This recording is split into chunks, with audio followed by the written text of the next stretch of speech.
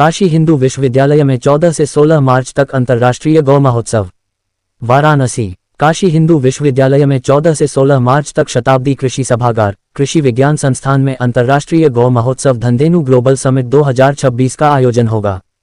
इस 3 दिवसीय समिट में गौ आधारित अर्थव्यवस्था, प्राकृतिक खेती, पंचगव्य चिकित्सा, जैविक खेती, कार्बन क्रेडिट और बायोगैस ऊर्जा जैसे विषयों पर देश विदेश के विशेषज्ञ मंथन करेंगे। क्या कहना चाहेंगे इस आयोजन को लेकर के आप? वंदे गौ मातरम। गौ सेवा के अध्यक्ष जी ने जो बताया, इससे अत्यंत संतुष्टि हमें हुई।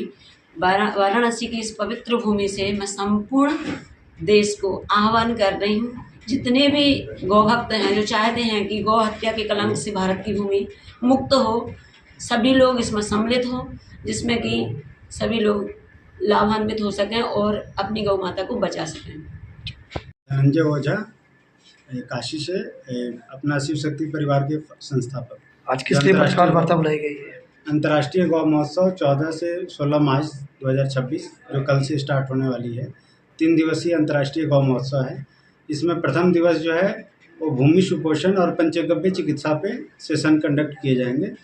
द्वितीय दिवस का जो है गौ आधारित प्राकृतिक खेती पे है और तृतीय दिवस जो है ग्रामीण उद्यमिता, साथ ही साथ ब्रांडिंग, पैकेजिंग, एक्सपोर्टिंग और सेलिंग परचेजिंग गवर्नमेंट सब्सिडीज पे सेशन कंडक्ट किए जाएंगे। जो ये 3 दिन का कार्यक्रम का आयोजन है, कहाँ पर, किस जगह पे होगा? ये कार्यक्रम शताब्दी सभागार, कृषि विज्ञान संस्थान, बनारस हिंदू यूनिवर्सिटी में हो रहा है। समय क्या होगा इसका? समय सुबह में 10 बजे से लेकर शाम को 6 बजे तक का है। कहाँ से लोग इसमें देश विदेश से भी लोग आ रहे हैं, कुछ लोग जर्मनी से आ रहे हैं, कुछ लोग बेल्जियम से भी आ रहे हैं और अपने डिफरेंट स्टेट से भी लोग आ रहे हैं। कार्यक्रम का उद्देश्य क्या है? कार्यक्रम का उद्देश्य है कि गौ आधारित कृषि को बढ़ावा देना, साथ ही साथ ऐसा कोई एक प्लेटफॉर्म डेवलप करना जिससे कि कृषि का बढ़ावा हो और जो किसान की इनकम हो वो 4 गुनी इनकम क्रिएट हो।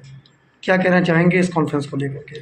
इस कॉन्फ्रेंस में बेसिकली हम लोग इस तरीके से चीज़ों को डेवलप कर रहे हैं कि ज़्यादा से ज़्यादा गौपालक को इसका बेनिफिट मिले इस कॉन्फ्रेंस के माध्यम से और उनको एक प्रैक्टिकल सटीक सॉल्यूशन मिले। क्या फार्मर भी इसमें पार्टिसिपेट करेंगे? हाँ, मैक्सिमम इसमें फार्मर ही हैं। 90% से लेकर फार्मर ही हैं, यहाँ पे फार्मर भी हैं। आराध्य है और आज देश के अंदर बैलों की ऊर्जा, बैल को लोग छोड़ रहे हैं। इस कार्यक्रम का उद्देश्य है कि हम बैल के माध्यम से, गाय के माध्यम से अपनी धरती को, पानी को, पेड़ को, पशु पक्षियों को और मानव जाति को कैसे बचा सकते हैं। बढ़ता हुआ केमिकल, पेस्टिसाइड, फर्टिलाइजर के कारण धरती जहरीली हो रही है। केमिकल्स के कारण कैंसर, नपुंसकता जैसी बीमारियां बढ़ रही हैं, खेती की लागत बढ़ रही है, किसान गांव छोड़ के शहर की तरफ भाग रहा है। सुभाष पालेकर, जिन्होंने सुभाष पालेकर प्राकृतिक खेती का एक ऐसा मॉडल दिया है कि एक गाय देसी 5 एकड़ खेती हो सकती है। अभी पहले जो होता था कि 5 गाय से 1 एकड़ की खेती होती है, आज 1 गाय से 5 एकड़ की खेती की जा सकती है मल्टी लेयर फार्मिंग से।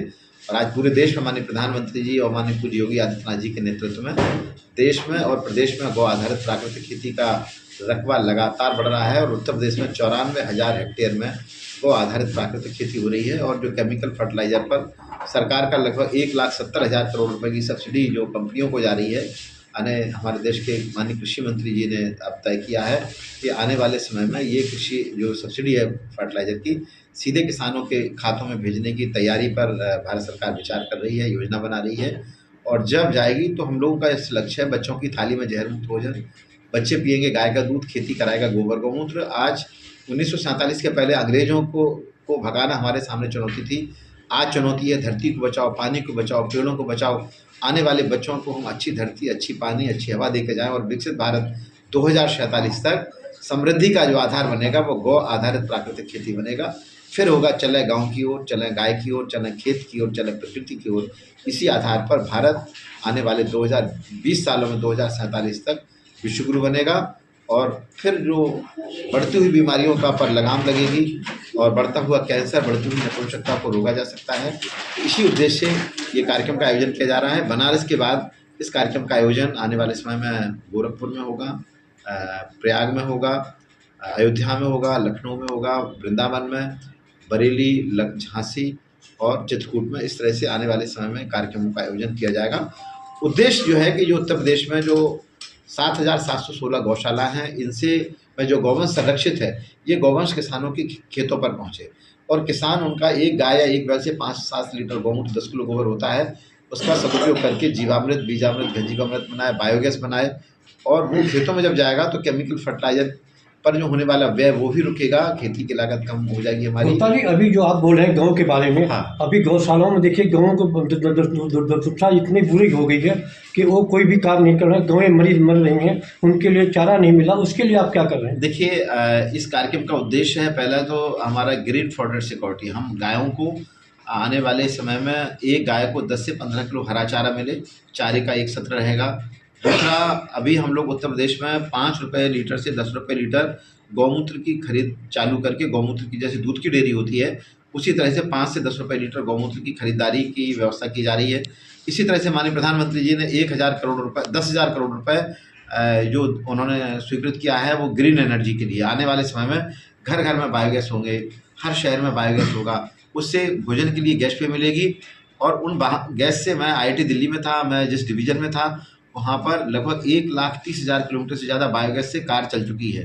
बढ़ता हुआ जितना वैश्विक जो प्रॉब्लम्स आ रही हैं, तो हम आने वाले समय में 20 सालों में हम अपनी गैस, अपनी खाद, अपना स्वास्थ्य, अपना खेत, और इस पद्धति में पानी कम लगता है। तो आज जो समस्या आ रही है, 2017 के पहले जो गौवंश की तस्करी होती थी, कत्ल खाने जाती थी, पूज्य योगी आदित्यनाथ की सरकार में गौवंश के संरक्षण के लिए जो गौआश्रय स्थल चल रहा है, अभी पशुपालन निदेशालय की ओर से ये सारी गौशालाएं महिला स्वयं सहायता समूह, FPO, गौ सेवी संस्थाओं को देने की तैयारी चल रही है।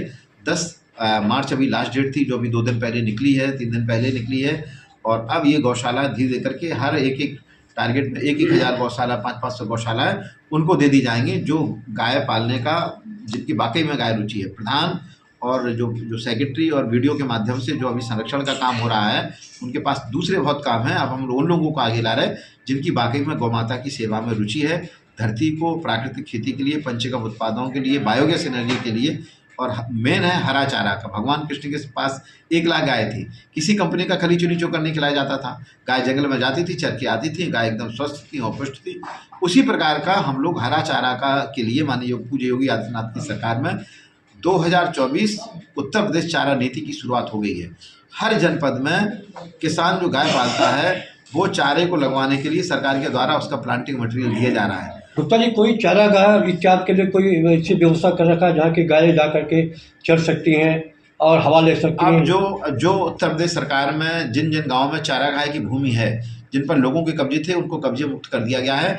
और ऐसी संस्थाएं जो चारा डेवलप करना चाहती हैं, उनको वो संस्थाएं, उन संस्थाओं को या उन कंपनियों को और उन कॉर्पोरेट को या उस महिला स्वयं सहायता समूह के FPO को ज़मीनें दी जा रही हैं। उसका GO भी जारी हो चुका है। चारा नीति 2024 जो उत्तर प्रदेश में अभी चालू हुई है, उसमें हम फॉडर लगाने का काम कर रहे हैं। जिस तरह से गेहूं की खेती, धान की खेती होती है, उससे ज़्यादा लाभ किसानों को इस फॉडर में है, क्योंकि फॉडर जो होता है साल में 6 बार से 10 बार कटता है, जबकि फसल जो लेता है एक बार गेहूं की, रबी खरीफ जाए 3 फसलें ले लेता है किसान। लेकिन इसमें किसान 8 बार 10 बार चारा का कमाएगा। सामान्य यदि खेत से 50,000 रुपये 1 एकड़ में कमा रहा है, तो इस पद्धति से न्यूनतम किसान 2 लाख रुपए 1 एकड़ से कमाएगा। Moringa with Napier, moringa with jowar, bajra, Mecca. Moringa एक ऐसी चीज़ है, सहजन जिसको हम कहते हैं, जिसकी न्यूट्रिशन वैल्यू बहुत ही गजब की है, द्विदली है। हम गायों को भी देंगे, आदमी भी खाएगा, आदमी भी स्वस्थ हो जाएगा, उसकी पत्ती खेत में गिरेंगी, सॉइल की फर्टिलिटी बढ़ेगी। तो मिशन मोरिंगा को हम लोगों ने लिया है और सभी गौशालाओं पर गोबर के गमले बनने की शुरुआत उत्तर प्रदेश में हो गई है। जो गौशालाओं पर गोबर गिरता है, मशीन के द्वारा उसके गमले बनेंगे। और जो बरसात में जो 40 करोड़ पौधे लगाए जाते हैं, इस साल 5 करोड़ पौधे उन गोबर के बनाए हुए गमलों में लगेंगे। जो पौधा जहाँ लगाया जाएगा वो 1 साल का खाद का भी काम करेगा, पॉलीथीन की आवश्यकता नहीं रहेगी।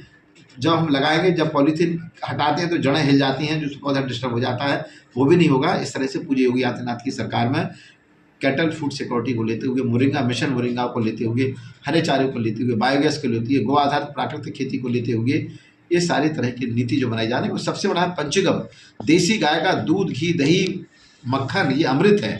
भगवान कृष्ण ने कहा, अच्छा चोरी करके खाओ लेकिन माखन खाओ। हम भगवान कृष्ण के जो है वंशज हैं, भगवान शिव के साथ में नंदी भगवान है, तो इसकी शुरुआत हम बनारस से कर रहे हैं। तो यहाँ 1000 हम लोग मॉडल तैयार करेंगे गौ आधारित प्राकृतिक खेती के। मुख्य रूप से महिला स्वयं सहायता समूह को जोड़ रहे हैं। और गौशालाओं में जो गौवंश है, मुख्यमंत्री निराश्रित गौवंश सहभागिता योजना के अंतर्गत जो गौवंश गौशालाओं में, ये गौशाला हम लोग किसानों को देने का काम करेंगे। जो 1500 रुपये गौशालाओं मिलता है, ये 1500 रुपये उन किसानों को मिलेगा, महिलाओं को मिलेगा। तो गौशालाओं को खाली करने का अभियान चालू हो रहा है। गौशालाओं में गौवंश मिलेगा। गौशाला हमारा गौ आधारित प्राकृतिक खेती का ट्रेनिंग सेंटर बन जाएंगे।